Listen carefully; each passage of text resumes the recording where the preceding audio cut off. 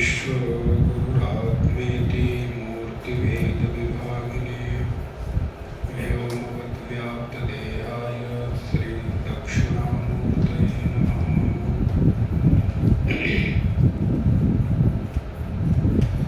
नारायण नारायण नारायण।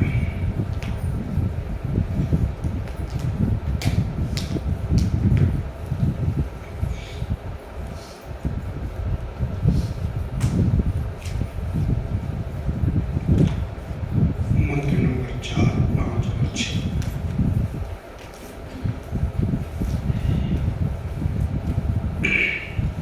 सबसे लास्ट के पेज पर 54 पेज पर एक साथ दिए।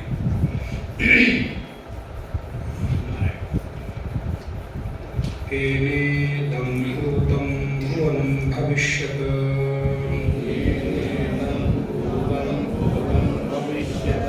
परिगृहीतममृतेन सर्वम् येन यज्ञस्तायते सप्तभूताः तन्मे मनः शुभसङ्कल्पमस्तु। यस्मिन् ऋचः सामजजूषे यस्मिन् प्रतिष्ठिता रथनाभाविवाराः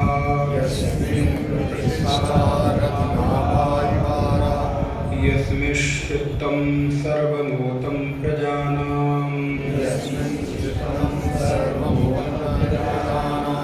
तन्मे मनः शिवसङ्कल्पमस्तु। सुषारथिरश्वान्निवं यन्मनुष्यान् नेनीयते भिषुर्भिवार्जिन इव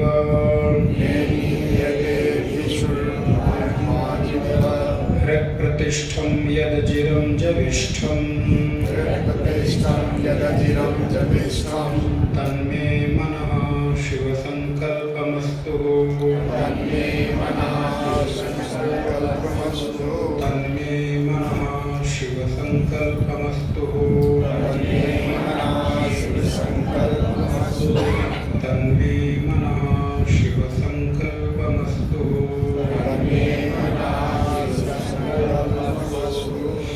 नारायण।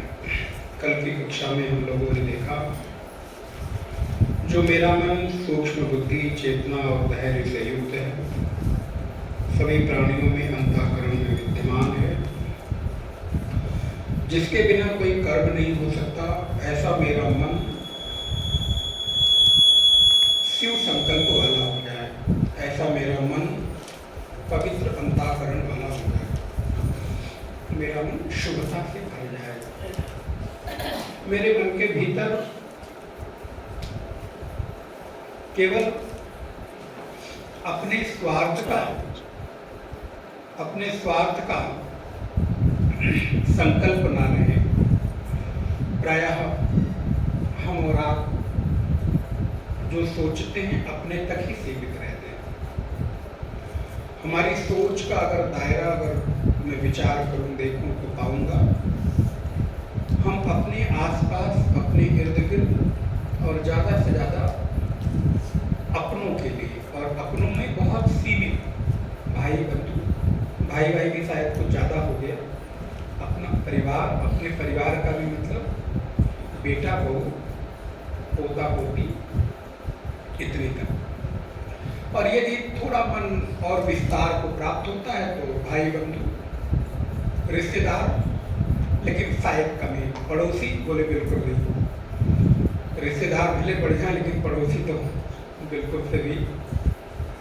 तो हमारे सोच का दायरा कितना है? बोले इतना सीमित है। हम अपने आसपास ही सोच पाते हैं, उन्हीं का हित सोच पाते हैं, और उसमें विशेषता अपनी होती है कि मेरा ही सब कुछ ठीक रहे,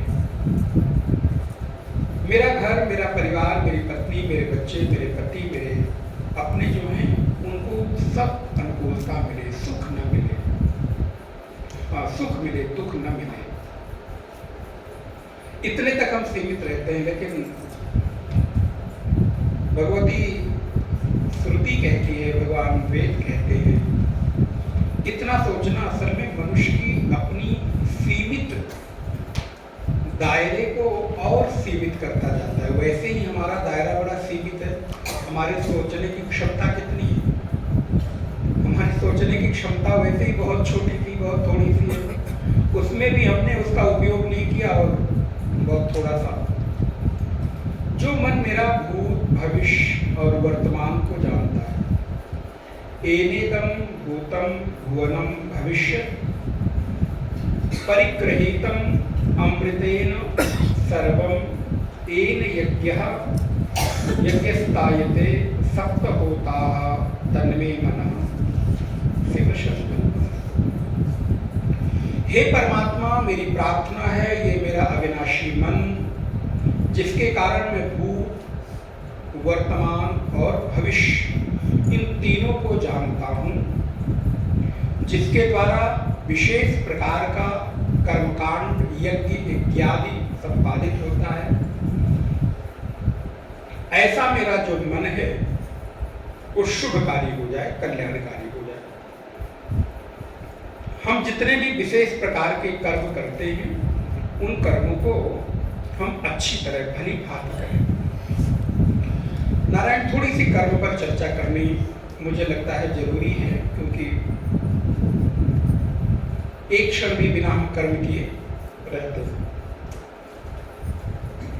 हमारे जीवन में 6 प्रकार के कर्म प्राप्त होते हैं। आप अपने जीवन के समग्र चेष्टाओं को उठाकर देख लीजिए। सुबह से लेकर रात्रि तक जितने भी आप कर्म करते हैं, सारे कर्म 6 विभागों में बटे हुए हैं। और सुबह से रात तक ही नहीं, पैदा होने से मृत्यु पर्यंत 6 प्रकार के कर्म आप करते हैं। प्रथम, पहले नाम आप लिख लें या याद कर लें, फिर विस्तार करेंगे। नित्य, नैमित्तिक, प्रायश्चित, उपासना, काम्य और निषिद्ध। एक बात और रिपीट कर दो, मुझे लगता है आप लोगों को। नित्य, नैमित्तिक, प्रायश्चित, उपासना, काम्य और निषिद्ध, ये 6 प्रकार के आप कर्म करते हैं। इन्हीं 6 प्रकार के कर्मों में मन उलझा रहता है। जितने भी प्रकार के यज्ञ हैं, अनुष्ठान हैं, यहाँ पर जो चर्चा सप्तहोता की बात आई है, उन सारे प्रकार के कर्मकांडीय यज्ञ यज्ञादि के सम्यक कर्म इन 6 के भीतर समाहित हो जाते हैं। आपका जीवन इन 6 कर्मों के इतर जाता ही नहीं। या तो आप नित्य कर्म करते हैं, नित्य कर्म अर्थात जो रोज करनीय, ध्यान दें, नित्य कर्म का अर्थ है जिसके किए बिना आप रह न सके, उसको नित्य कर्म है, करना ही करना है। और यदि नित्य कर्म नहीं करते हैं तो ध्यान रहे, आपको कोई पाप नहीं लगता, लेकिन आपका जो करणीय कर्म है वो ना करने से आपको एक दोष लगता है, जिसका नाम है प्रत्यवाय दोष।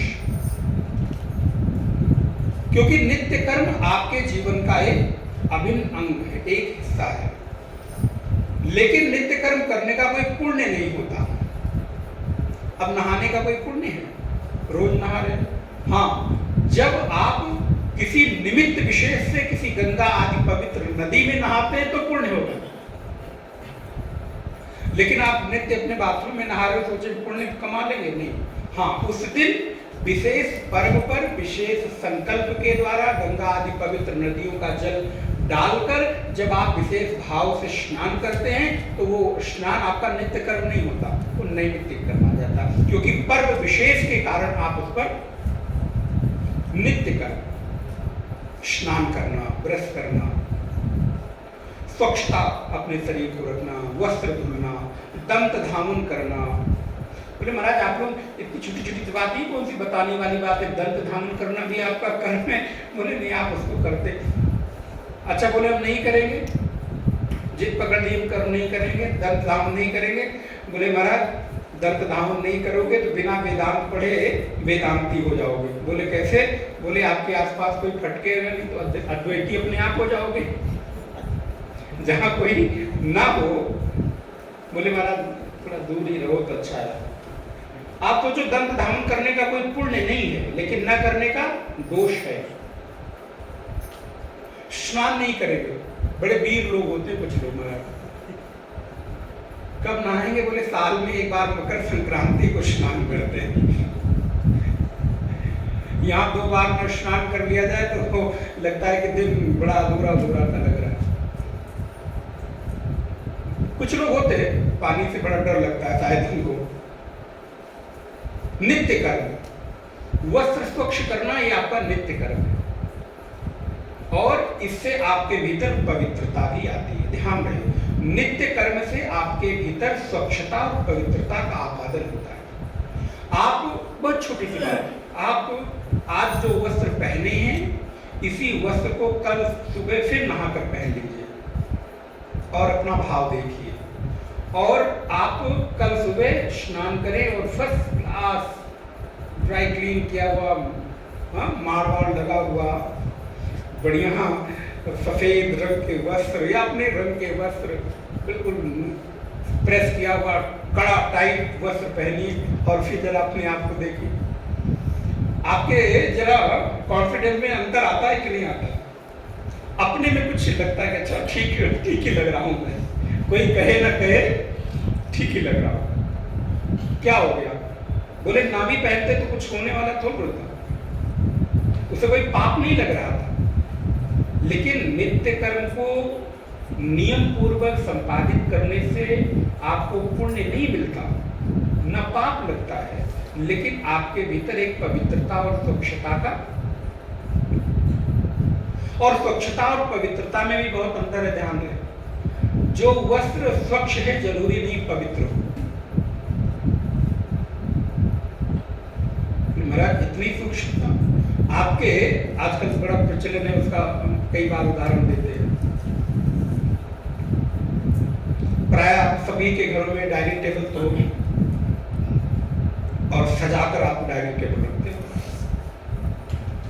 कितने प्रकार के अचार होंगे आपके डाइनिंग टेबल पर? हम लोग जाते रहते हैं तो देखते हैं।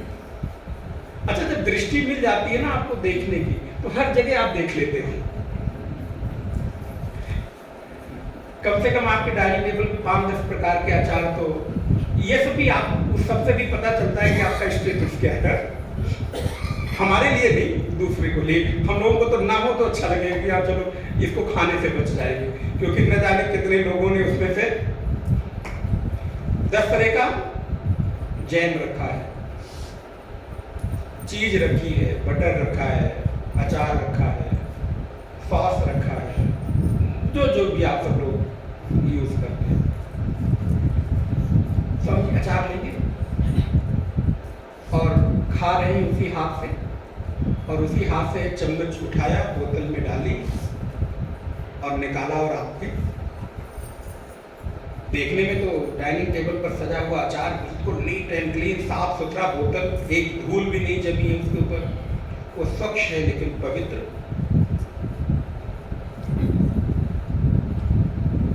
भोजन आप कर रहे हैं, बहुत अच्छे तरीके से साफ सुथरा बर्तन में रखा है, उसी हाथ से खा रहे हैं, उसी हाथ से परोस लिया और फिर खाने लगे, दूसरा आया उसी हाथ से परोस लिया।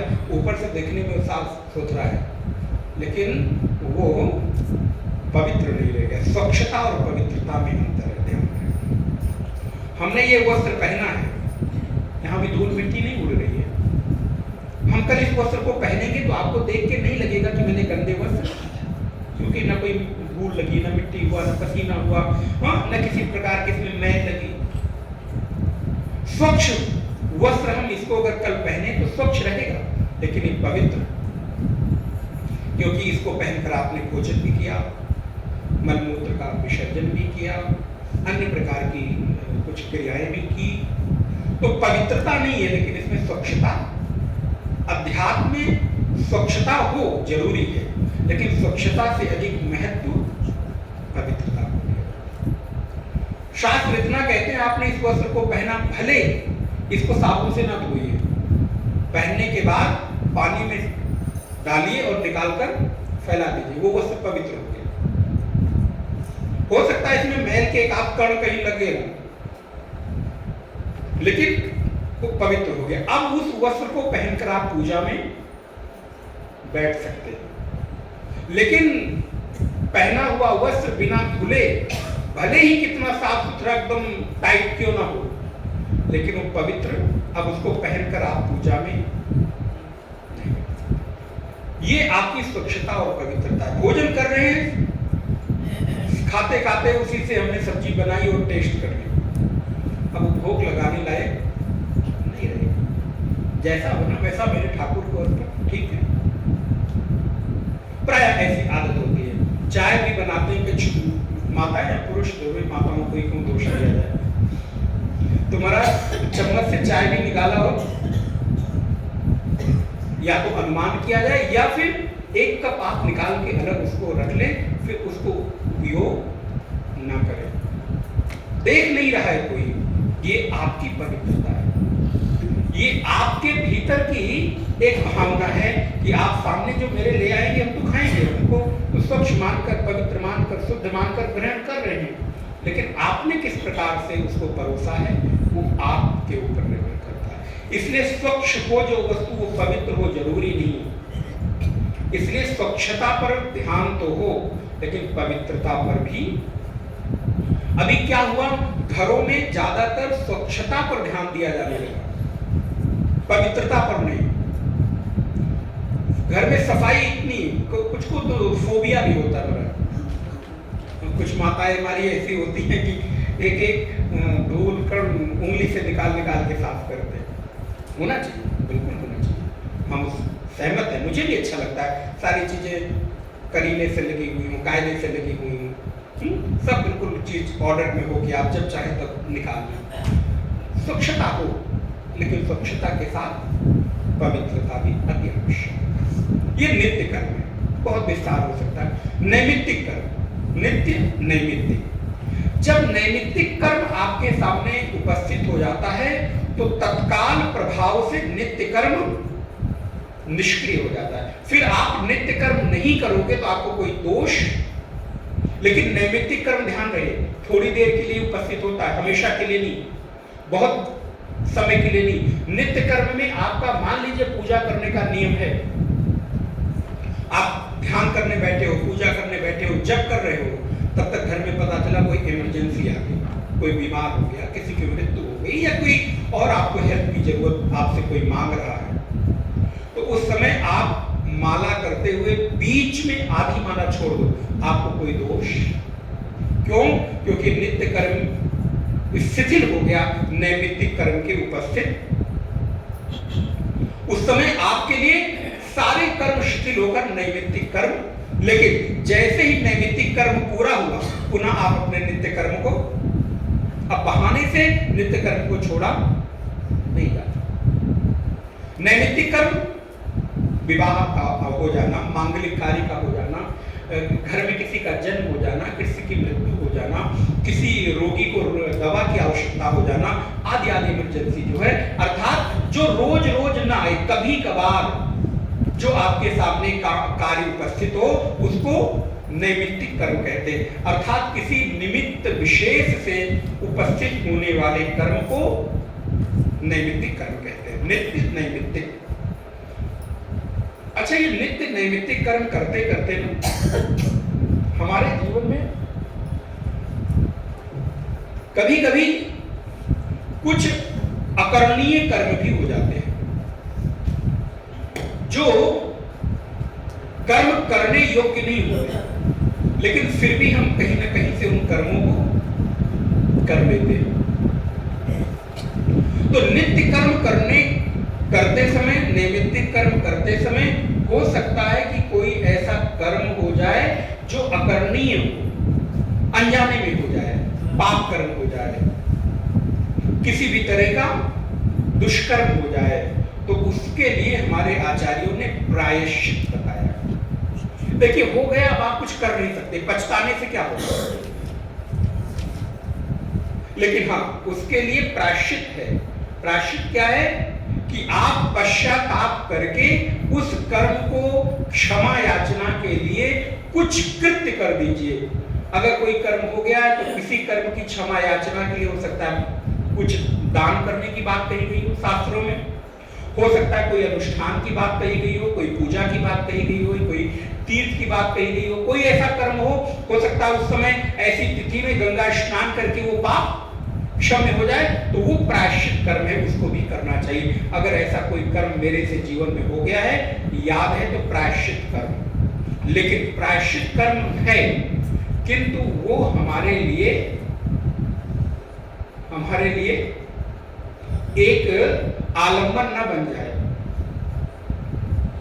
एक बहाना ना बन जाए। अच्छा, प्रायश्चित तो चलो ये काम कर लो, फिर प्रायश्चित कर लेंगे, अच्छा फिर आज कर लो, फिर प्रायश्चित होने नहीं, फिर वो प्रायश्चित का अर्थ है अनजाने में कोई ऐसी गलती हो गई है, उसका प्रायश्चित हो गया, और सबसे बड़ा प्रायश्चित है कि संकल्प हो जाए कि दोबारा ये कर्म ऐसा नहीं होगा। ये प्रायश्चित कर्म हो गया, कोई बात नहीं, कोई पश्चात, आप घबराओ मत।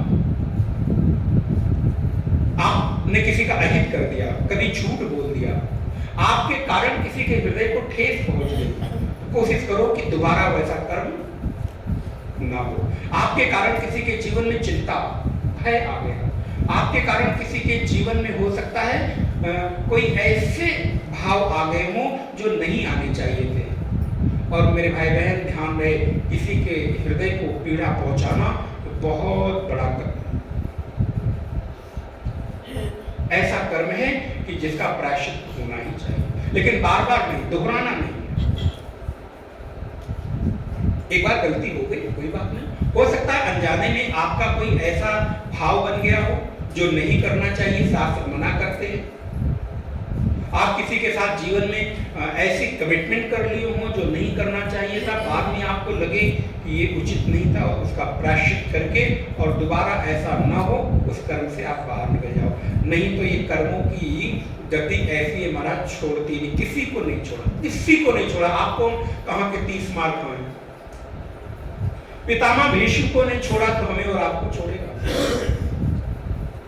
मृत्यु की सैया पर मृत्यु के समय लेटे हुए हैं, बाणों की सरसैया है, पितामह भीष्म 100 जन्म पूर्व जाकर देखते हैं कौन सा ऐसा कर्म किया जो आज मृत्यु के समय, इच्छा मृत्यु प्राप्त होने के बाद मैं नुकीले बाणों के ऊपर लेटा हुआ हूं, अभी भी मृत्यु मेरी सहज, कितनी कष्टकारी मृत्यु होगी। यहाँ एक कांटा चुभ जाता है तो एक पतली सी सुई लगती है महाराज, चीख निकल आती है, सिर से लेकर पांव तक बाणों पर, समय मृत्यु का, अर्थात शरीर क्षीण हो रही हो। मजबूत शरीर हो तो चलो एक बार समझ में भी आता है, थोड़ा कष्ट। 100 जन्म पूर्व जाकर पितामह भीष्म देखते हैं कि एक अपराध, एक गलती हो गई। चल रहा था, रथ पर सवार था, चलते चलते मेरे रथ के पहिए के नीचे एक सर्प आ गया, दृष्टि पड़ी, उस सर्प को मैंने बाणों से उठाया और उठाकर ऐसे फेंका, तो वो सर्प जाकर बगल में सड़क के किनारे झाड़, कांटे की झाड़ थी, उसके ऊपर गिर गया, हजारों कांटे उसके शरीर में चुभे। उस कर्म का प्रायश्चित अब ये हो रहा है, फल मिल रहा है कि मैं अंतिम समय में, मृत्यु के समय, बाणों की सरसैया पर अवश्यमेव भोक्तव्यम, अवश्यमेव भोक्तव्यम कृतम कर्म शुभाशुभम। हमारे द्वारा किया गया चाहे शुभ कर्म हो अथवा, और कई बार हम लोग अशुभ कर्म को शुभ कर्म से बैलेंस करते हैं। पाप से धन कमाया, एक भंडारा कर देंगे तो हमारा पाप नहीं, भंडारे का पुण्य अलग है और पाप का जो फल है वो अलग है। हमको लगता है कि इधर से कमाया इधर दे दिया, इधर से कमाया उधर कर दिया, तो वो दोनों कर्म सेपरेट है, एक दूसरे के साथ उनको मैनेज नहीं कर सकते हो।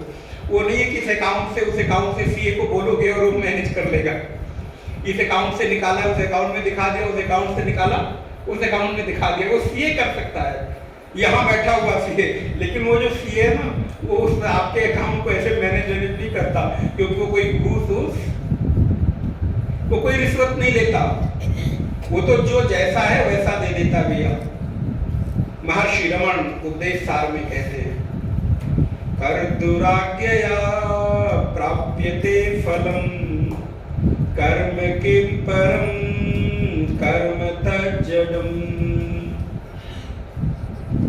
ईश्वरार्पितम नेक्षया कृतम चित्तशोधकम मुक्ति साधकम दायकम।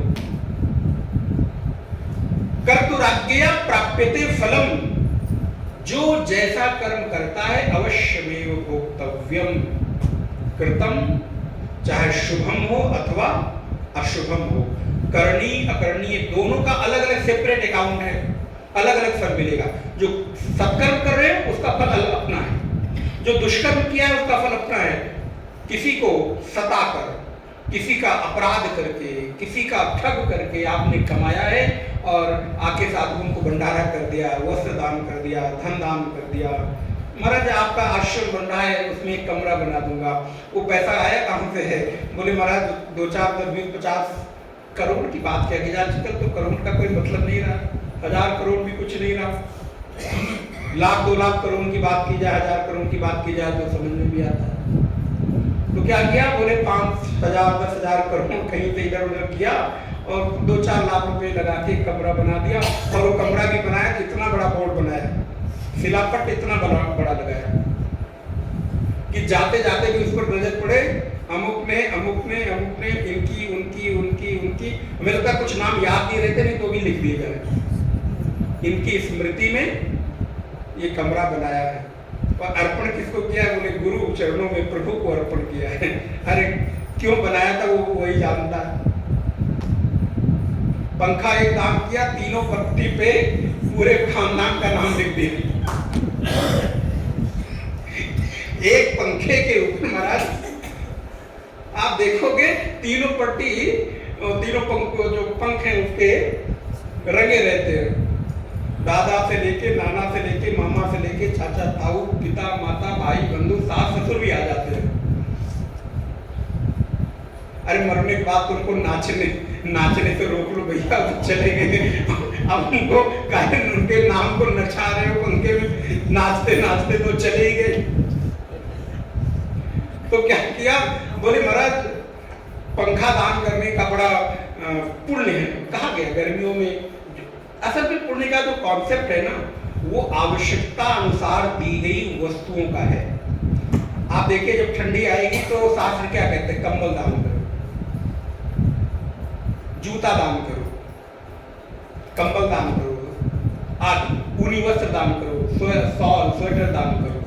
गर्मी आएगी तो छाता दान करो, घट दान करो, मीठा पानी दान करो, शरबत दान करो। तो ये पुण्य का जो दान का कॉन्सेप्ट है ना, ये सब में आवश्यकता है। इसलिए दान करना हो तो अपने मन को जो अच्छा लगता है वो मत दान करो। जिसको दान कर रहे हो उसको क्या चाहिए वो दान करो। जरूरत तो मैं क्या कहूँ, अगर जरूरत भी कहें तो कोई बात नहीं। धोती दान करना है महाराज, कपड़े दान करना है तो दुकान पे जाके वो दुकान, चलो पंडित जी को धोती देनी है, वाली धोती, बड़े चुपके से कहता, कोई सुन भी ना ले। तो दुकानदार भी बड़ा चालाक होता है, पता है क्या करता है? वो दान वाली धोती साड़ी अलग ही रखता है, और अपनी वाली साड़ी खरीदनी हो तो ये बस यही तुम्हारे पास है। अरे कहाँ छोटी सी दुकान में आ गया, चलो चलो आगे बढ़ो, किसी बड़े से शोरूम में चलो, कोई बड़ा सा महंगा सा ब्रांड जो खुला हो वहाँ चलो, और पूजा करनी हो। जिसने सब कुछ दिया उसको कभी साल 6 महीने एक बार देने की नौबत आई, मन भी हुआ तो क्या, पूजा वाली धोती जरा दे दो। दुकानदार भी पैक करके अच्छे करते, उनको भी देख रहे कटी है फटी है कुछ नहीं, पन्नी पैक है, डिब्बा पकड़ लो। हम भी ले बड़े मजे। पंडित जी ने जब धोती खोली तो रुमाल है, उसको महाराज कमर में लपेट भी नहीं सकते।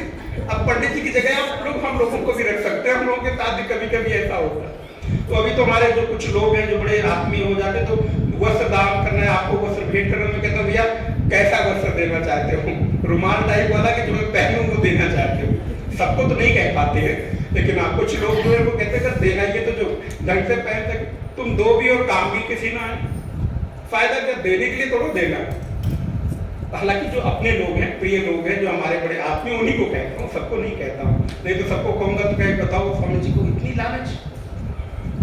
अरे हम तुम्हारे लिए कह रहे हैं, मुझे बहुत हमारे पास है, मैं आवश्यकता नहीं है, जस्ट एक उदाहरण दे रहा हूँ। दिया था धोती और खोली तो निकला था रुमाल मरा जो पूरे कमर में लिपट भी नहीं सकता। पूजा के लिए गए तो सुपारी दे दो पंडित जी, कौन सी पूजा के लिए, कौन सी? दुकानदार पूछता किस लिए चाहिए? आप चुपके से क्या कहते हो, धीरे से? अच्छा, ए रामू पूजा वाली सुपारी निकाल लाओ। महाराज को इतनी छोटी सी सुपारी और ले आके बड़ी तैयारी की है। अरे भाई मत करो रोज ना, कभी करो, 6 महीने में, साल में एक बार करो, करो तो जरा ठीक से करो, उदारता पूर्वक करो, अच्छे से करो। कौन कह रहा है करो? कोई जबरदस्ती है क्या? कोई खाना पूर्ति करनी है क्या? हाँ, अगर ऐसी स्थिति है तो कोई बात नहीं। इसलिए देने वाले को और जो दे रहा है, दोनों अपनी स्थिति के अनुरूप दे। आप जिसको दे रहे हो ना, उसको देखो, उसकी स्थिति, उसकी कैटेगरी क्या है, उसका स्वरूप क्या है। हाँ, भिखारी को देना है उसके अनुरूप दो, भिक्षुक को देना है उसके अनुरूप दो, अपने आराध्य को देना है उसके अनुरूप दो। इसलिए दाता जो है और जो जिसको दिया जा रहा है, उसकी दोनों की स्थिति के अनुरूप। अच्छा, वैसा भी ना हो आप दे रहे हो अपने गुरु को, लेकिन आपकी सामर्थ्य नहीं है 5000 के कपड़े देने की, नहीं सामर्थ्य है, तो भी जरूरी नहीं है कि फिर आप कर्ज लेकर दो, नहीं, फिर आप अपनी सामर्थ्य तद। लेकिन यदि मैं समर्थवान हूं और दे रहा हूं तो तद अनुरूप दो, नहीं तो क्यों देना? ठीक है, श्रद्धा पूर्वक नमस्कार कर ले, या उसकी जगह कुछ और आप। तो तात्पर्य क्या है? प्रायश्चित कर्म। यदि कोई अकरणीय हो गया है तो हो सकता है वो प्रायश्चित गंगा नहाने से हो जाए, हो सकता है शिव का अभिषेक करने से हो जाए। आप कितनी कथाएं पढ़ते हो, जाकर शिव का अभिषेक पूजन कर लो, तुम्हारा चित्त, मानस में कितने प्रश्न आते हैं, चित्त शांत हो जाएगा। तो प्रायश्चित कर्म भी करना चाहिए। तो नित्य, नैमित्तिक, प्रायश्चित और उपासना। उपासना का अर्थ है उपसमीपे आसनम। अपने प्रभु के निकट बैठने का नाम उपासना है। किसी एक प्रक्रिया या किसी एक उपासना पद्धति विशेष का नाम उपासना नहीं है, बल्कि जिस भी तरीके से आपका मन अपने प्रभु के निकट बैठता हो, वो प्रक्रिया आपके लिए उपासना है। मेरा आसन कहां हो? बोले मेरे प्रभु के निकट हो। और आसन की परिभाषा मैंने अभी बताई थी, बैठना लेकिन किस प्रकार? सुख से। आसन सुखम आसनम। आसन उसी को कहते हैं जो आपको सुख दे, कंफर्ट दे।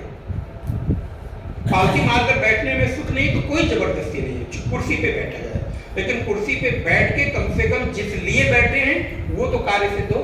पता चला नीचे बैठे हैं और मन कहां जा रहा है? बार बार घुटने पर।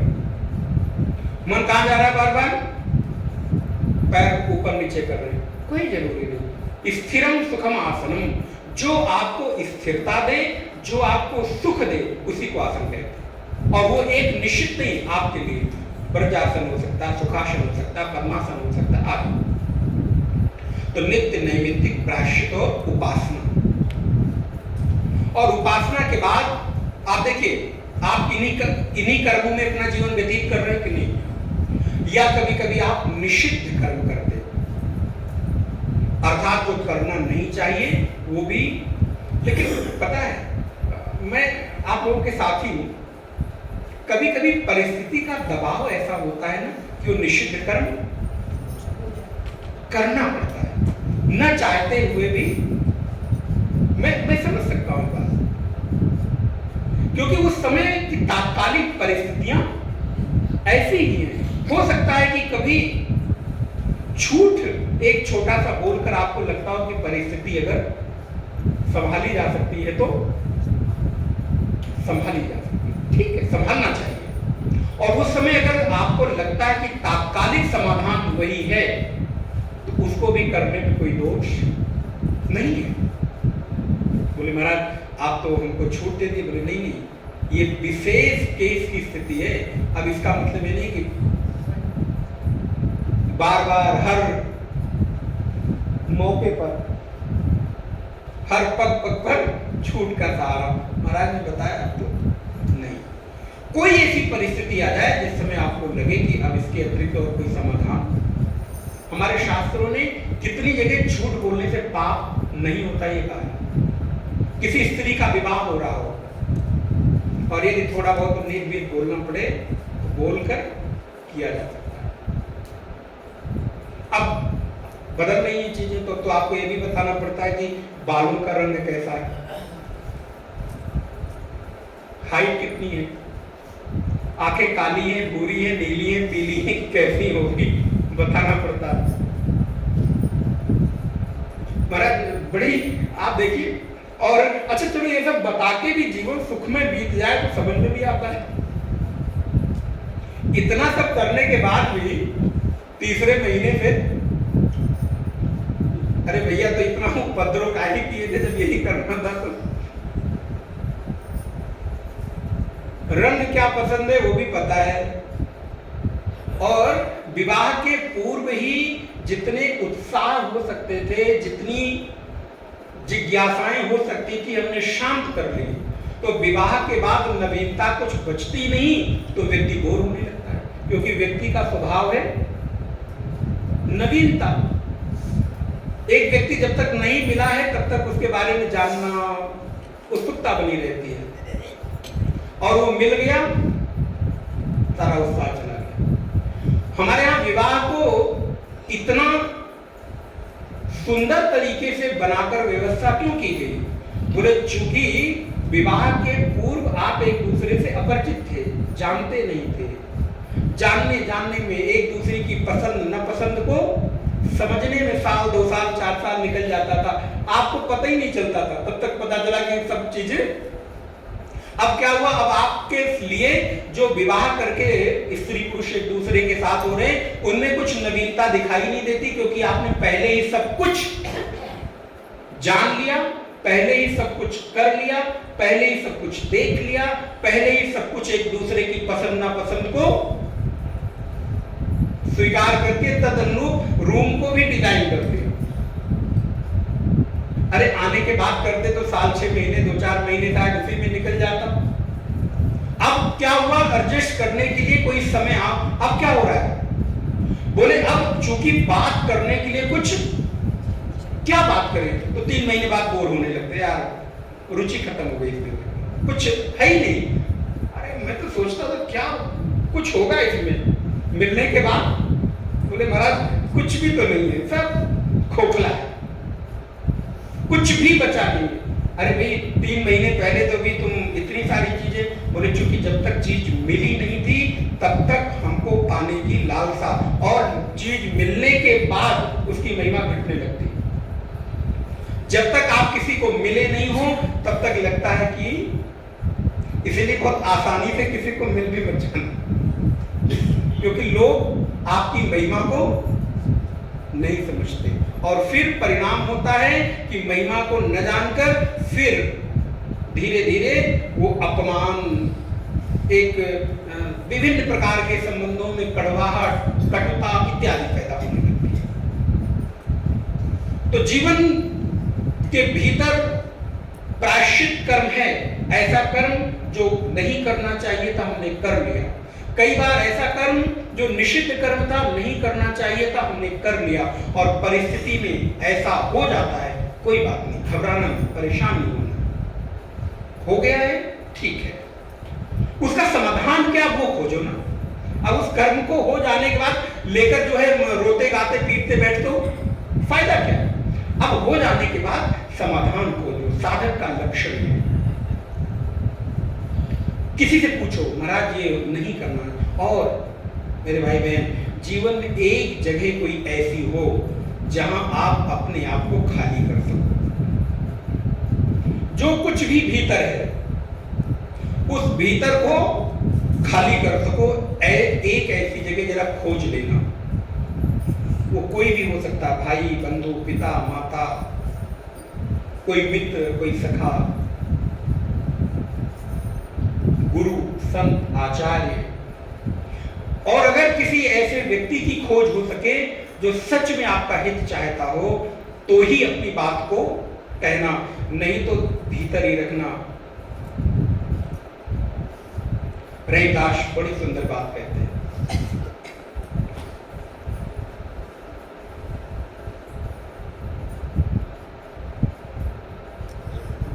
रहीमन चुप हुए बैठिए, देख दिनन को फेर, जब नीके दिन आई हैं बनत न लगी हैं।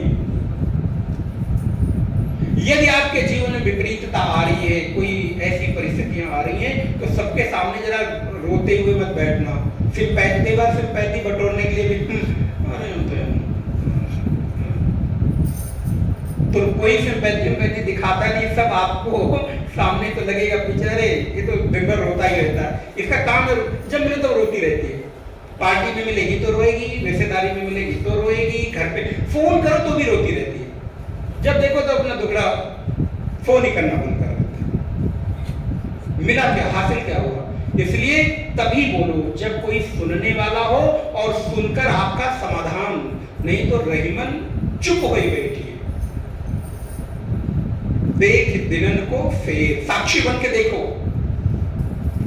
और जब नीके दिन आई हैं बनत न लगी हैं, फिर अनुकूलता होने में देर नहीं लगेगी।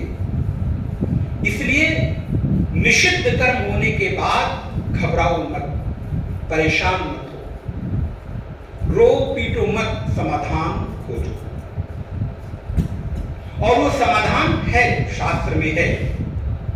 आपको उचित समाधान मिल जाए तो उसको कर डालो।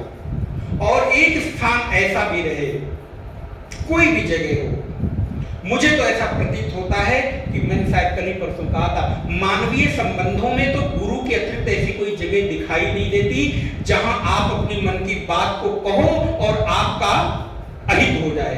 अगर वहां होगा तो आपका हित ही होगा, नहीं तो अहित तो बिल्कुल। अगर वो आपके जीवन में समाधान नहीं दे सकेंगे तो कम से कम समस्या बनकर तो, संसार के लोग समाधान तो देते नहीं महाराज, एक दूसरी समस्या। और लोग, मैं तुमको कह रहा हूं ना, तुम किसी को मत कहना। हाँ हाँ बहन, मैं बिल्कुल नहीं। और फिर वो बहन सुनो, मिसेस, क्या हुआ? अरे बताओ, अरे नहीं चल छोड़ो, जाने दो। उसने कहा, अरे तुम मुझे बताओ, मैं किसी को बताओ क्या हुआ? सुन, बताओ ना। अच्छा चलो किनारे चलते, तुम किसी को मत बताना। ठीक है बहन, मैं किसी को, अरे भरोसा करो, प्रॉमिस करती हूँ मैं किसी को नहीं बताऊंगी। और फिर वो तीसरे से प्रॉमिस कराती है, चौथे से पता चला 4 के बाद घूम फिर के फिर उसके पास, सुना तुम्हारे बारे में कोई कुछ कह रहा था। कौन कह रहा था? मैंने तो फलानी मिसेस उनसे सुना। बोले मैंने तो उससे कहा नहीं। फिर उससे पूछा, उसने कहा, फिर पता चला पूरे मोहल्ले में नहीं, शहर में बात सभी को पता, और सबने यही कहा, तुमको कह रही हूं तुम किसी को, और वो भी यही कहकर कहती, तुमको कह रही हूं तुम्हारे तो भरोसेमंद तो कोई।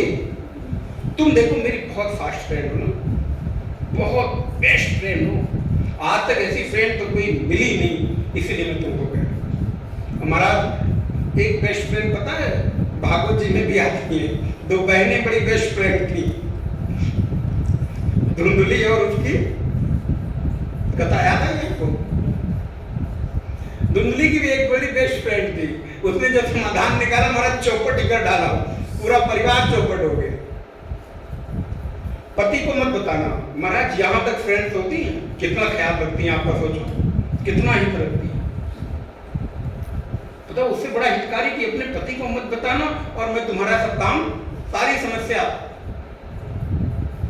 तो पता चला महाराज सारा का सारा कुनबा जो है समाप्त हो गया। तो जरा वो आपकी चॉइस है, मैं कुछ कह नहीं रहा हूं, है ना। आप लोग ज्यादा समझदार हो, हम लोग तो कभी कभी थोड़ा बहुत जान सुन लेते हैं, आप लोग ही बताते हो। तो अगर कोई ऐसा प्रायश्चित निषिद्ध कर्म हो जाए, कोई ऐसा, तो मैं निवेदन कर रहा था, मानवीय संबंधों में दिखाई नहीं देता, लेकिन गुरु चरण, गुरु घर, गुरु स्थान, गुरु का एक ऐसा व्यक्तित्व है, अगर जहां मैं अपनी समस्या को रखता हूं, पूरी कोशिश होती है कि समाधान हो।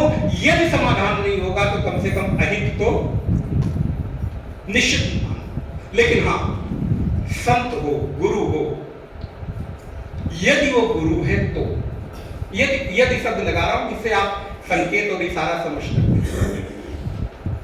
गोस्वामी जी कहते हैं, हरई शिष्य धन शोक न हरई, सो गुरु घोर नरक मोह परई।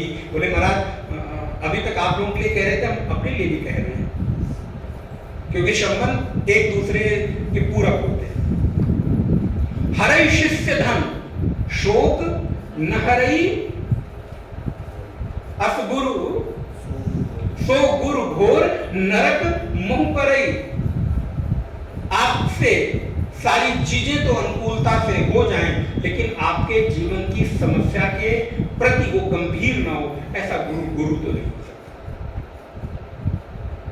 और यदि किसी स्वार्थ परायणता से वो जुड़ रहा है, तो जरा जुड़ने के पहले सावधान होना, क्योंकि संत के वेश में ही कालनी नहीं होता है।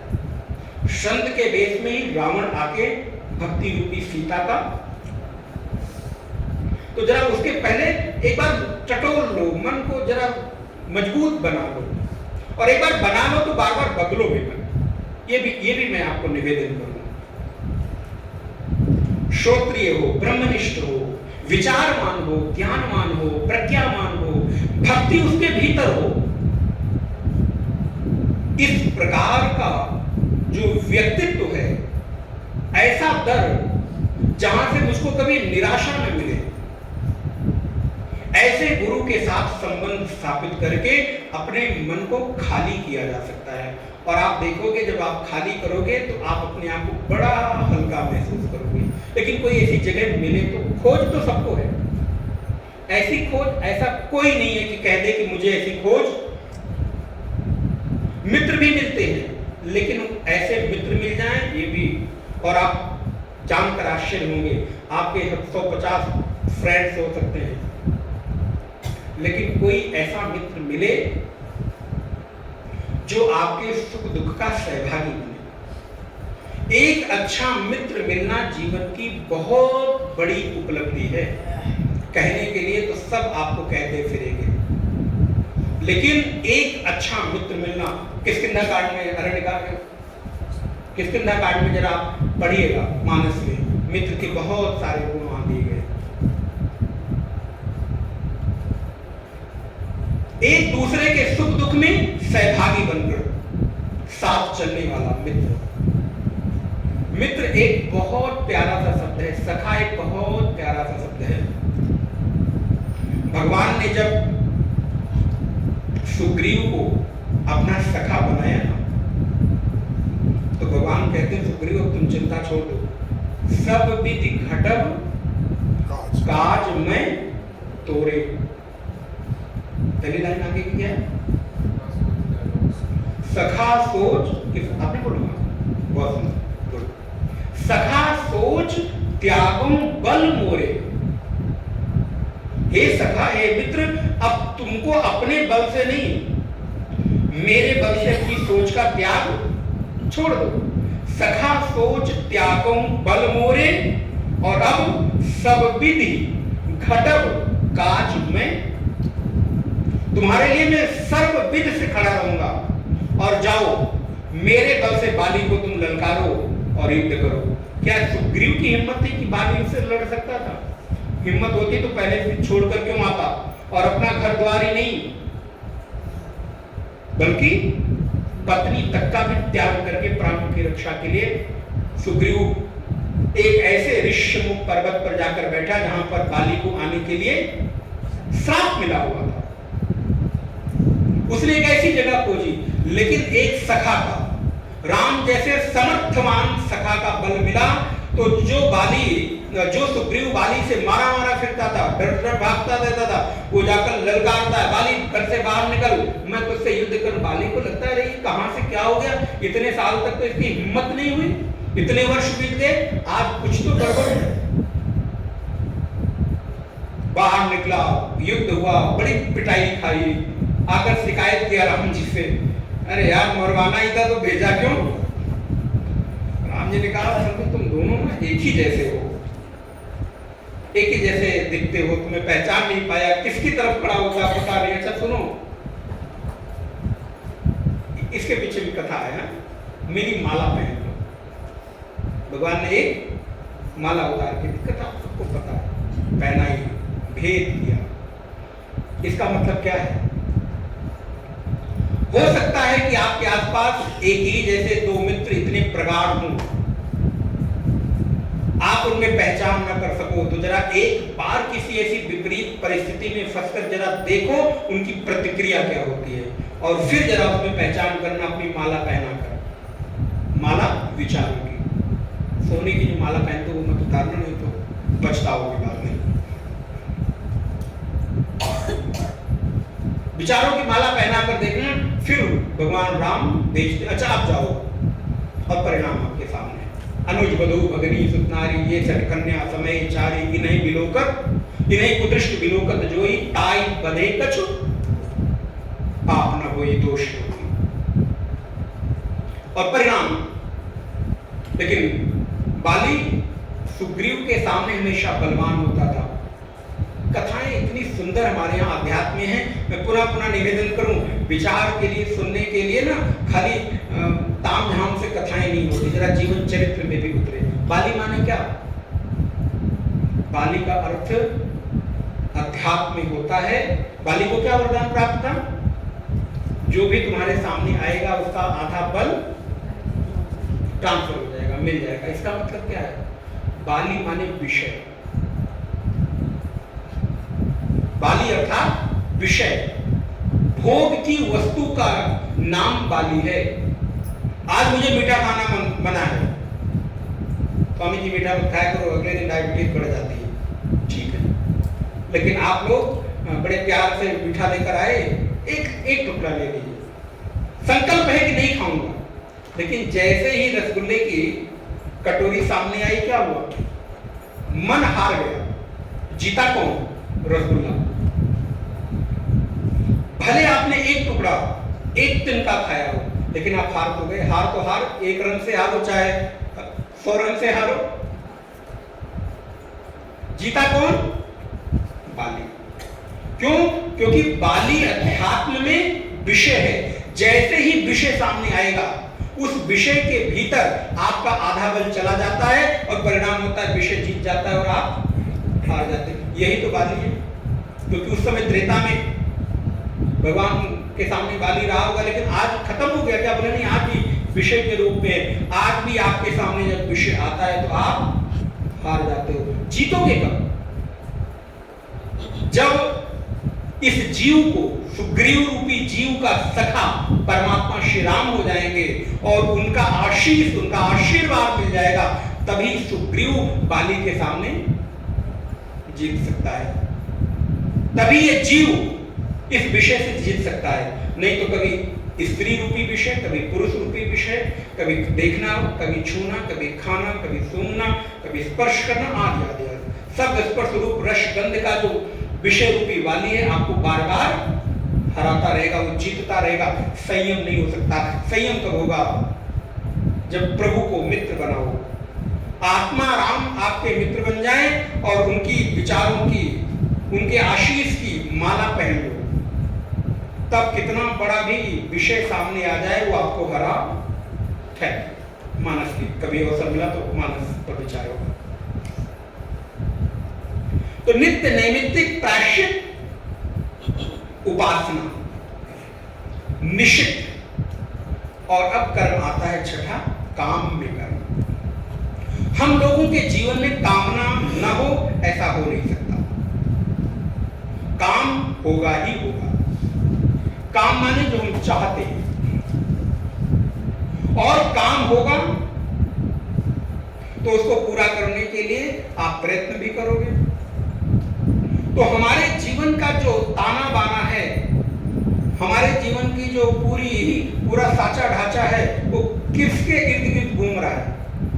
इन छह के अतिरिक्त है क्या? कहीं विचार करके देखो। आप दिन भर में क्या करते हो? नित्य नैमित्तिक प्रायश्चित, प्रायश्चित कभी कभी, नैमित्तिक भी कभी कभी, उपासना वो भी कोई कोई, कभी मन हुआ तो 5 माला कर लिया, नहीं छोड़ यार। और निश्चित और काम, तो मुझे तो लगता है कि ज्यादातर मैक्सिमम टाइम हम 3 कर्मों के भीतर ही रहते हैं, नित्य, काम में और निश्चित। कभी कभी उपासना में चलो थोड़ा बहुत रख सकते हैं, लेकिन प्रायश्चित और नैमित्तिक ये कभी कभी हम करते हैं। नहीं तो इन 3 से 4 कर्मों के बीच में पूरा जीवन व्यतीत हो जाता है। प्रायश्चित होता है ये भी जब कोई सद्गुरु मिलता है, बताता है तो, नहीं तो मैं तो जो निषिद्ध कर्म करना था कर लिया और उसको लेकर बैठकर घबराता, माथा पीटता, अरे हाय हाय, अरे यार भाई है करने से हो गया तो हो गया, फॉरगेट, भूलो, आगे बढ़ो। कब तक उसको लिए रोते रहोगे? जीवन क्या इसी के लिए बना था? हो गया चलो भाई ठीक है। लेकिन हम लोगों की आदत होती है, ये श्लोक उसी पे आता हूं, क्या करें, इतने विषय हैं कि इतना विस्तृत हो जाता है। हम या तो भूत में घूमते रहते हैं या भविष्य में। श्लोक क्या मंत्र क्या कह रहा है? यद एनेदम भूतम भुवनम भविष्यत्, या तो भविष्य में या तो भूत में। और ध्यान रहे, भूत और भविष्य में है ये पता कैसे चलता है? भूत हमेशा आपके भीतर पश्चाताप लाता है और भविष्य आपके भीतर हमेशा कल्पना लेकर आता है। भूत से हमेशा पश्चाताप होगा, हाय ये करना था ये हो गया, ये करना था ये हो गया। और भविष्य की हमेशा चिंता होती है, भूत की चिंता नहीं होती। भूत की हमेशा पश्चाताप होता है, ये नहीं करना चाहिए था, ये गलती हो गई, अब क्या करूं? पश्चाताप, पछतावा। और भविष्य चिंतित। तो भविष्य आपको चिंता देता है, भूत आपको पछतावा देता है। इसलिए साधक का अर्थ क्या है कि वो पछतावे को छोड़कर, क्योंकि अब कुछ हो नहीं सकता, चिंता को छोड़कर, भविष्य को छोड़कर, क्योंकि जो होना है उसको हम टाल, तो क्या करें? बोले वर्तमान में रहें। अच्छा, भूत और भविष्य के चक्कर में वर्तमान के भी सुख को, हमारी आदत यही है, पुरानी बातों में घूमते रहेंगे, समय निकल गया। अरे जब पुरानी बात हो गई, अब उसके कारण वर्तमान के भी समय को, उसको भी नहीं एंजॉय कर पा रहे हो, बाद में देख लेना, अभी तो इसका इस समय का एंजॉय करो, अभी तो आनंद लो, अभी तो एक परिस्थिति है, अभी तो उसको जियो। कितने मौके के बाद तो मिला है, लेकिन हमारी आदत ऐसी है कि हम पीछे की बातों को लेकर वर्तमान के समय को गंवा देते हैं, या वर्तमान में बैठे हुए भविष्य की, अच्छा इन्होंने मेरे साथ ये किया, मैं बताता हूं मेरा भी समय आएगा। मैंने इनकी बात गांठ बांध ली है। किस किस की बातें गांठ बांधोगे? कितनी बांधोगे? गांठ बांधते बांधते हो सकता है तुम्हारा जीवन ही गांठों में ना उलझ जाए। छोड़ो ना, आगे बढ़ो, ये जीवन है, इसको इतनी भी क्या इस तरह से लेना, गंभीरता हो, लेकिन इतनी भी छोड़ो कि आप अपने को ही नष्ट कर डालो दूसरे के चक्कर में, दूसरे की बातों में। इसलिए भूलना सीखो। आप लोगों ने पढ़ा होगा, मुझे बड़ा अच्छा मैसेज लगा, आजकल कुछ बातें बड़ी अच्छी लगती है।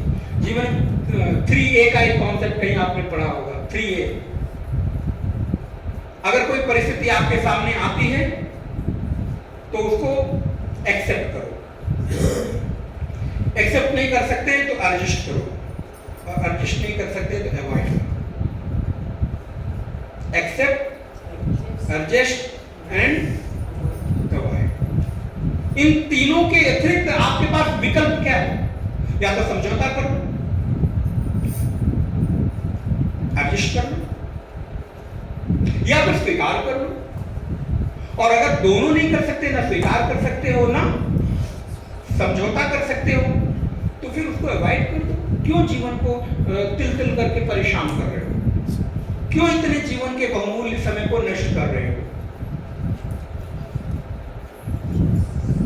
और इसी के साथ 3 और चीजें मैं जोड़ दूं, प्राय मैं कहता हूं। प्रार्थना। अगर कोई परिस्थिति आती है, स्वीकार करने की क्षमता है तो ठीक है, नहीं हो सकती तो प्रार्थना करो, प्रभु क्षमता करो।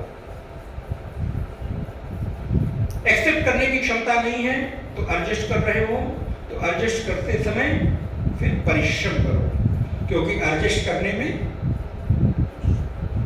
3A तो 3 पा भी ले रहे हो। प्रार्थना करो, और अगर समझौता कर रहे हो तो समझौता यूं होता नहीं, समझौते में बड़े त्याग की जरूरत होती है। तो उस समय पे प्रभु से सामर्थ्य की प्रार्थना करने के लिए परिश्रम करना पड़ेगा। तो प्रार्थना और परिश्रम, और फिर प्रतीक्षा करो। अगर अवॉइड कर रहे हो ना, तो तीनों के साथ इन तीनों को एक जोड़ा बनाइएगा। फिर अवॉइड के साथ प्रतीक्षा करो कि कोई ऐसा मिले जो आपको समझे।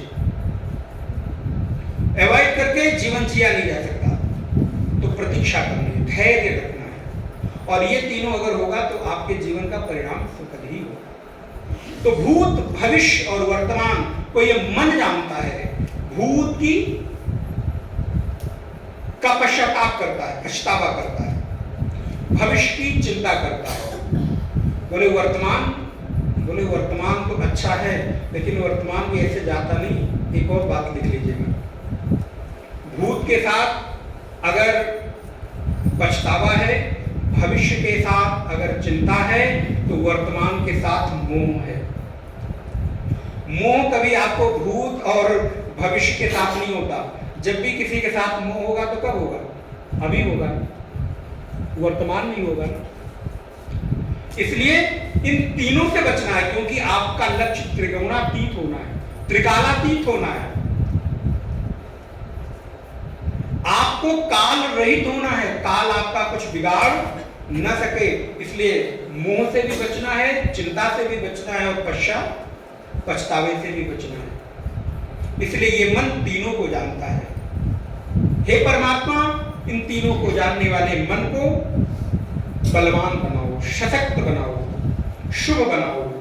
एन यज्ञस्तायते सप्त होताः तन्मे मनः। 7 ब्राह्मण एक यज्ञ में लगते हैं। यहाँ एक प्रकार के यज्ञ का वर्णन है, जिस यज्ञ में 7 प्रकार के विद्वान कर्मकांडी ब्राह्मण होते हैं, जो आपकी विभिन्न प्रकार की कामनाओं की पूर्ति के लिए मंत्रों का उच्चार करते हैं, अग्नि में आहुति डालते हैं, घी यज्ञ आदि करते हैं, और उससे एक विशेष प्रकार की ऊर्जा आपको मिलती है।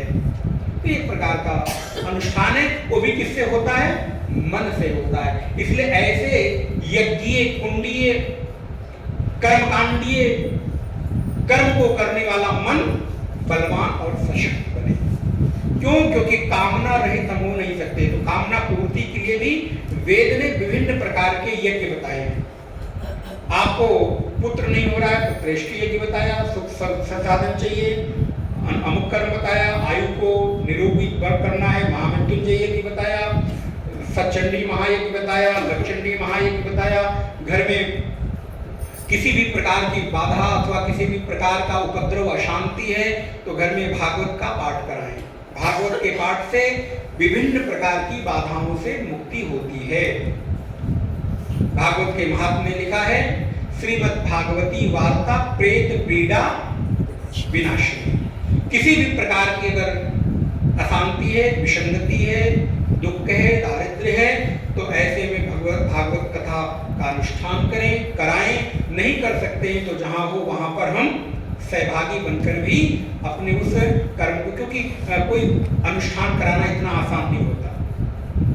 धन भी चाहिए, सामर्थ्य भी चाहिए, समय भी चाहिए, ऊर्जा भी चाहिए और आपके भीतर सत्संकल्प भी चाहिए। ध्यान रहे, यज्ञ का अहंकार की पूर्ति के लिए ना हो, नहीं तो परिणाम दक्ष का बनेगा। दक्ष ने भी यज्ञ किया। यज्ञ तो रावण भी करता है, कुंभकर्ण भी करता है, मेघनाथ भी करता है, लेकिन उस यज्ञ को भगवान तहस-नहस कर देते हैं। और यज्ञ महात्मा लोग भी करते हैं, संत लोग भी करते हैं। उस यज्ञ को पूरा करने के लिए राम लक्ष्मण धनुष बाण लेकर महात्माओं को कहते तुम यज्ञ करो, देखता हूं कौन आकर तुम्हें परेशान करता। यज्ञ तो दोनों है, दोनों जगह अग्नि जल रही है, दोनों जगह आहुतियां पड़ रही हैं, दोनों जगह होम हो रहा है, लेकिन एक को भगवान ध्वंस करते हैं और एक की रक्षा करते हैं। कारण एक यज्ञ अहित के लिए हो रहा है, एक यज्ञ अनिष्ट के लिए हो रहा है, लेकिन एक यज्ञ के पीछे समष्टि का हित है। तो इसलिए समष्टि विश्व के कल्याण के लिए कोई यज्ञ हो तो सहभागी बने, तो न सहभागी बन सके तो कम से कम विरोधी तो, और कंपटीशन में यज्ञ ना करें। कई बार हमारे रिश्तेदार ने किससे कथा कराई, बोले अमुक महात्मा से कथा कराई। अब मैं कथा कराऊंगा तो उन्होंने जमीन में कराई थी, मैं पानी में कराऊंगा, और वो पानी में कराए तब मैं किसके लिए यज्ञ अनुष्ठान में। अब आप जानते हैं समाज में सारी चीजें। उन्होंने एक चैनल पे लाइव कराई थी, अपने जितने भी धार्मिक चैनल होंगे सब पर एक साथ। उन्होंने किससे, हमारे गुरु को ने बोले वो मैं ऐसा गुरु बनाऊंगा जो तुम्हारे गुरु से। अरे यार, गुरु बना रहे थे कि किसी के साथ कंपटीशन कर रहे हो। तो कई बार हमारे यज्ञ अनुष्ठान दक्ष की कोटि में आ जाते हैं। और दक्ष यज्ञ किस लिए कर रहे थे? शंकर के अपमान के लिए, यज्ञ के लिए यज्ञ नहीं कर रहे थे। इसलिए किसी को नीचा दिखाने के लिए, किसी से ऊंचा उठने के लिए, किसी से बड़ा हूं, मेरे पास ज्यादा धन, मैं देखता हूं तुमने इनकी कथा कराई, अब मैं इनसे बड़ी, तुमने तुम्हारे यज्ञ में कितना खर्च हुआ? 25 लाख, हमारी कथा 1 करोड़ की होगी। लो, यज्ञ हो रही है, यहाँ पे कोई कंपटीशन हो रहा है। तो यज्ञ अगर ऐसा होगा तो परिणाम दक्ष का होगा। और अगर यज्ञ बेहतर होगा, और यज्ञ करने में हमेशा विधि का ख्याल रखिए, नियम के साथ सब। ये अगर वेद ने विधान जो बताया है उसी विधान के अनुरूप यज्ञ होना चाहिए, मनमानी नहीं होना चाहिए। भगवान कितना ने कहा कि अगर मनमानी कोई यज्ञ करता है तो उसका हित, इसलिए योग्य ब्राह्मण के द्वारा, योग्य संत के द्वारा, योग्य कथा और का वाचन करने वाले व्यास के द्वारा हम उसका वर्ण करें, पूजन करके, और उसके द्वारा अनुष्ठान संपादित करें। ऐसे सारे अनुष्ठान करने वाले मेरे मन, तुम जरा मेरे हितकारी बन जाओ, मेरे अनुरूप बन जाओ। यस्मिन् ऋचा साम जजुगुं की जस्मिन् प्रतिष्ठिता रथना वाग विहारा यस्मिश्चितम सर्वमोतम प्रजानाम तन्मे मनः शिव संकल्पमस्तु। मेरी प्रार्थना है कि हे मेरा मन, जिस मन के भीतर ऋग्वेद, यजुर्वेद, सामवेद और अथर्ववेद प्रतिष्ठित होता है, और जो मन एक रथ के पहिए की धुरी के जैसा है, समय नहीं मैं विस्तार नहीं कर सकता पुनः कभी, जो मन रथ के पहिए की धुरी की तरह है, अगर रथ के पहिए में धुरी ना हो, जो तीलियां लगी रहती है, तो रथ, इसलिए हमेशा आप देखिएगा रथ के पहिए में एक धुरा होता है, और धुरे से निकलती हुई सारी तीलियां उस रथ के पहिए को संभालती हैं, नहीं तो रथ का पहिया कभी चल। वैसे ही ये मन रूपी रथ का पहिया, इसमें ऋग, यजुर, साम, अथर्ववेद जैसे सुंदर दिव्य ग्रंथों का जो तीली है लगी है, नहीं तो ये मन, और ऐसा मेरा मन मेरे लिए अनुकूल बन जाए। यस्मिश्चितम सर्वमोताम प्रजानाम मोतम प्रजानाम तन्मे मनः शिव संकल्पमस्तु। जो मन सभी प्राणियों में समान रूप से व्याप्त है, ऐसा मेरा मन मेरे लिए सबल बन जाए, कल्याणकारी बन जाए। भगवती श्रुति कहती है, सुषा रति रश्वा निव यन मनुष्यान ने नीयते विसुर विवार्जिनम युवहत प्रतिष्ठम यद जिनम जविष्टम तन्मे मनः शिव संकल्पमस्तु। हे मेरी प्रार्थना है कि हे मेरे मन, जो मनुष्य को अच्छे सारथी के रूप में प्राप्त है, जो दौड़ते हुए घोड़ों को लगाम लगाकर संयमित करके उचित दिशा की ओर ले जाने वाला मेरा मन है। वो मेरा मन मेरे भीतर अंदर निवास करे और मेरे लिए हितमय बन जाए, कल्याणकारी बन जाए। और कैसा है ये मन? बोले चिर युवा है, हमेशा ये युवा बना रहता है, अत्यंत तेज गति वाला है। इस संसार में कितनी भी स्पीड की ट्रेनें बना लो, चाहे बुलेट ट्रेन चाहे जो भी ट्रेन, लेकिन मन की गति से, और उसको चलाने के लिए लाखों करोड़ों का आपको इन्वेस्ट करना पड़ता है, लाखों करोड़ के पैसे खर्च करने पड़ते हैं, जमीनें करनी पड़ती है आदि आदि। लेकिन इस मन से अभी यहीं बैठे बैठे चौघर घुमाओ, बहुत दिन हो गए महाराज। हो आए होंगे आप लोग का, इतनी देर में हो आए? बोले महाराज सच में हो आए? नाती पोतों को खिलाओ, बोले महाराज दूध पिलाए, उसको सोने का टाइम हो रहा होगा उसके। नौकर को जरा डांट फटकार दिया हो कि तुम, मैं नहीं हूं तो बड़ी मनमानी हो रही है।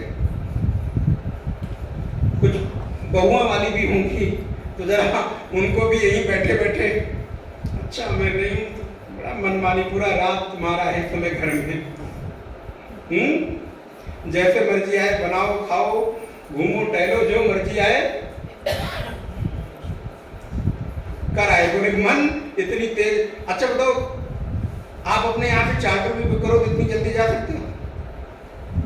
कितना भी, कौन सा भी कंपनी का चार्टर ले लो, आप देखो चले भी गए, डांट फटकार के उनको डांटना फटकारना है, लाड प्यार करके वात्सल्य करके यहाँ आ भी गए। अच्छा चले आइएगा, लौट आइएगा, वही मत रहना ना, अभी 2-3 दिन साथ रहना है तो ले आओ, मन को खींच लाओ। तो ऐसा तेज गति चलने वाला मन कैसा है? बोले चिर युवा है, हमेशा नवीनता, और मन को हमेशा नूतनता चाहिए, नवीनता चाहिए। पुराने में इसको अरुचि होने लगती है, इसलिए मन हमेशा चिर युवा होने के कारण इसको हमेशा नवीनता की अनुभूति। इसीलिए कई बार संबंध पुराने होने लगते हैं तो हम ऊबने लगते हैं। क्यों? क्योंकि कुछ नवीनता बचती नहीं है, और मन चाहता है नया नया नया नया नया देखना, नया खाना, नया पीना, नया छूना, नया देखना आदि, नया लोगों से संबंध बनाना, क्योंकि ये हमेशा चिर युवा है। और कैसा है? बोले तेज गति वाला है। तो ऐसा तेज गति वाला जो मेरा मन है, मेरे हितकारी, मेरे कल्याणकारी मार्ग पर मुझे लगाए हैं प्रभु। मैं आपसे ऐसी प्रार्थना करता हूँ। तन्मे मनः शिव संकल्पमस्तु। ओम जजाकृतो दूरमुदैति दैवं तदुसुप्तस्य तथैवैति दूरंगमं ज्योतिषां ज्योतिरेकं तन्मे मनः शिव संकल्पमस्तु, शिव संकल्पमस्तु, शिव संकल्पमस्तु। प्रभु से प्रार्थना करें मेरे मन को मेरे अनुकूल बनाए रखना। प्रभु सब कुछ देना, लेकिन साथ में सद्बुद्धि जरूर देना। ओम पूर्णमदः पूर्णमिदं पूर्णात् पूर्णमुदच्यते पूर्णस्य पूर्ण